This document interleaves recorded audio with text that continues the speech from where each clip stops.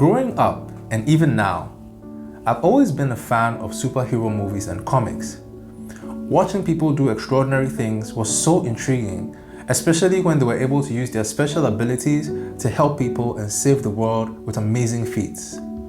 Even now, the Marvel and DC universes are going the extra mile to bring even more excitement to superheroes.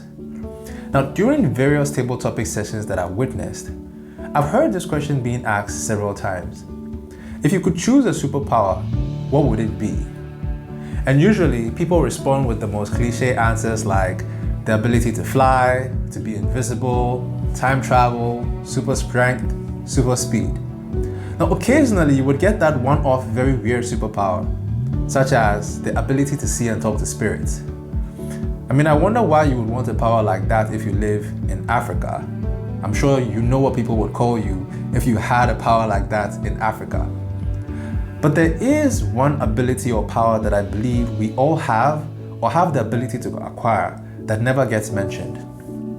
Fellow Toastmasters and guests, at this moment I have your attention because I'm leveraging my power of speech. Now, even though I've not perfected this, which is why I'm at Toastmasters, all too often people tend to downplay and overlook how powerful our ability to communicate is when it comes to influencing others and bringing about the change we want to see in the world. In one of these very same superhero movies called The Umbrella Academy, I finally found a superhero who had the superpower of speech. Now, her name was Rumor, and her power was that anything she said, you would do as long as she started by saying, "I heard a rumor." So she was able to tell her sister to forget her abilities when they were young, and even when they were all grown up, her sister still couldn't remember any of the abilities she had. Now, can you imagine that? That means she could ask you to literally forget the year 2020 and all of its stress, and you wouldn't remember a single thing. She could ask you to be happy, and you would be. She could influence your decisions and even your thinking just by speaking. But then I thought about it a little bit deeper, and I asked myself, isn't that similar to what motivational speakers do, or at least try to do? Haven't we all been influenced by words that someone has spoken to us? Now, research shows that our entire sense of self-security and self-esteem is dependent on the words that are spoken to us by our parents or guardians during our formative years. So when a parent says to their child, "You're beautiful, you're smart, you're talented, you do great things when you grow up," then the child internalizes that and grows up believing it, and in that process, they become more self-confident and more self-secure. Of course, the opposite is also true. Let me even ask, how many men have ever heard their father say the words, "I love you"? You know they do, but have they actually ever said it to you? Now, can you imagine how reassuring it would have been to actually hear those words and how it could have impacted you? Additionally, even the way and manner in which the words are said can influence and impact us differently. Now, as a child, I lived with my cousins together in my grandparents' house, and my older cousin Ife and I used to love climbing trees.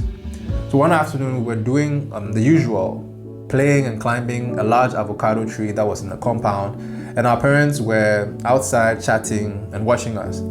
Now, I was pretending to be a monkey, climbing as high as I could, hanging upside down, and of course my cousin, she was doing the same. Then it started to get really windy. In fact, I would say dangerously windy. So my dad noticed this and immediately shouted to me. He said, "Remy, hold on tightly," which I did. And as the tree began to sway vigorously in the wind, my cousin's mother also shouted, "Ife, don't fall." As you can expect, right afterwards, my cousin proceeded to fall out of the tree, past me, right into the grass below. Now, thankfully, the grass cushioned her fall, so she wasn't badly injured. But this goes to show and illustrate the manner in which we communicate can either get us the desired results or not. In order for Ife's mind to process not falling, she first had to think of falling in order to do the opposite. And in that process, she had fallen out of the tree, whereas the positive and concise message that my dad shouted to me made it easier for me to stay safely in the tree. So fellow Toastmasters, our speech has power. All throughout history, There are iconic words that have been spoken that we can all easily identify because of the impact that they had.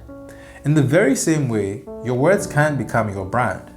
When we hear, "Yes, you can," we immediately think of Barack Obama. "Ghana, your beloved country, is free forever." The legendary words of Dr. Kwame Nkrumah. Forgive my impressions. But even our Almighty Father, when He created the world, started with those iconic words, "Let there be light." As with any other power, words have the potential to bring peace or to start wars. Your words can cause someone to contemplate suicide or lift them out of depression. Your words can also be a long-lasting representation of your brand. Now, Toastmasters is a great place to learn to harness this superpower of speech. But how we decide to use it will ultimately be up to us. How do you choose to use your superpower? Cheers, guys.